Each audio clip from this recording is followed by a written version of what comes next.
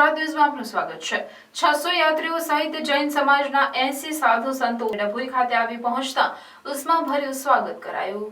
ડભોઈ શહેરના રાધે કોમ્પ્લેક્સ પાસે જૈન મહારાજનું ભવ્ય સ્વાગત કરવામાં આવ્યું હતું તેમજ રંગોલી અને કલરમાં કરવામાં આવી હતી। ત્યાંથી શોભાયાત્રાનો પ્રારંભ કરવામાં આવ્યો હતો। રાધે કોમ્પ્લેક્સથી વડોદરી ભાગોળ, દુધિયાપેર, કંસારા બજાર, ટાવર, લાલ બજાર અને ભારત ટોકીઝ થઈને જૈન વાગામાં પહોંચી હતી। ત્યારબાદ મંદિરમાં વિવિધ ધાર્મિક કાર્યક્રમો કરવામાં આવ્યા હતા।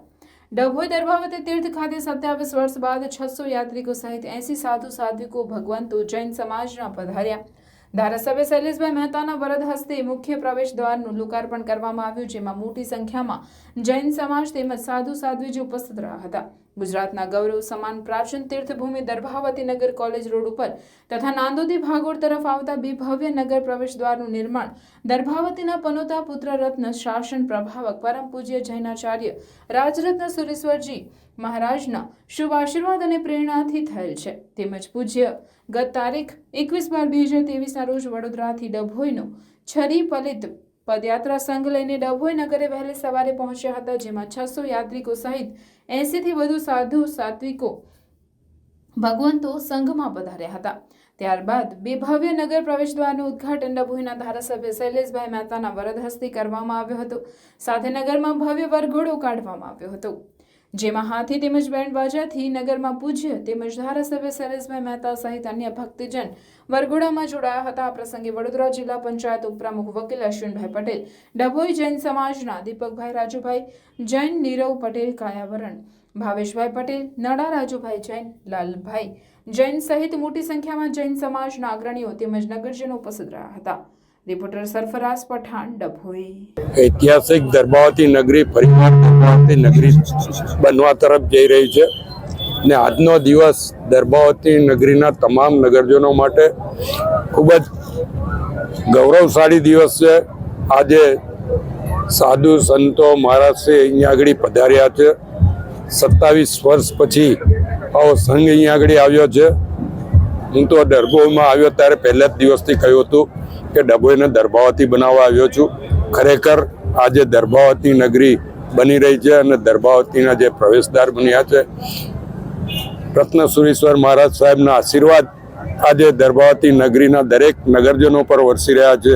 હું એમનો આભારી છું ને આ જ રીતે વર્ષો વર્ષ આ નગરી પર એમના આશીર્વાદ વરસતા રહે, કારણ કે આ તો ઓરિજિનલ દર્ભાવતી નગરી એટલે જૈનોની નગરી કહેવાય।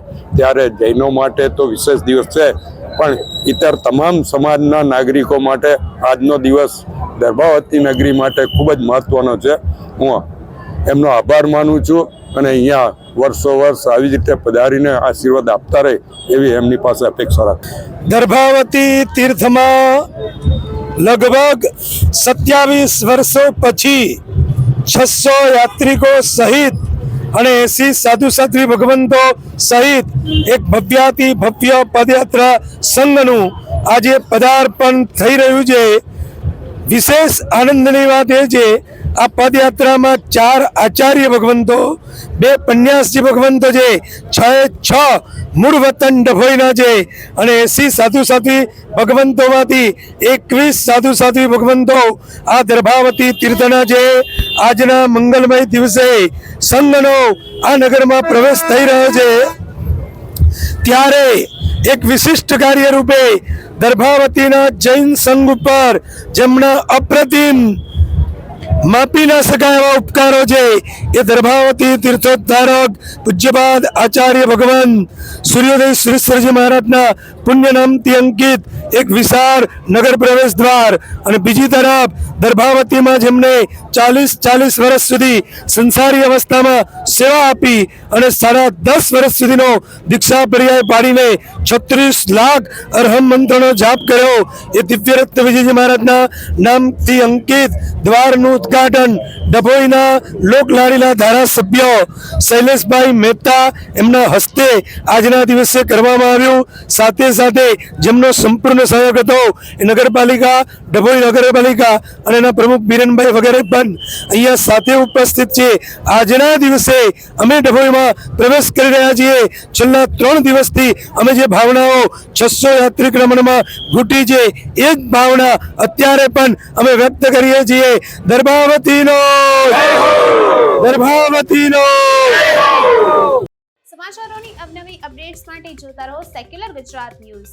સાથે સેક્યુલર ગુજરાત ન્યૂઝ ચેનલને લાઇક, શેર અને સબસ્ક્રાઇબ કરો અને બેલ આઇકોન દબાવીને સમાચારોની ઝડપી માહિતી મેળવો.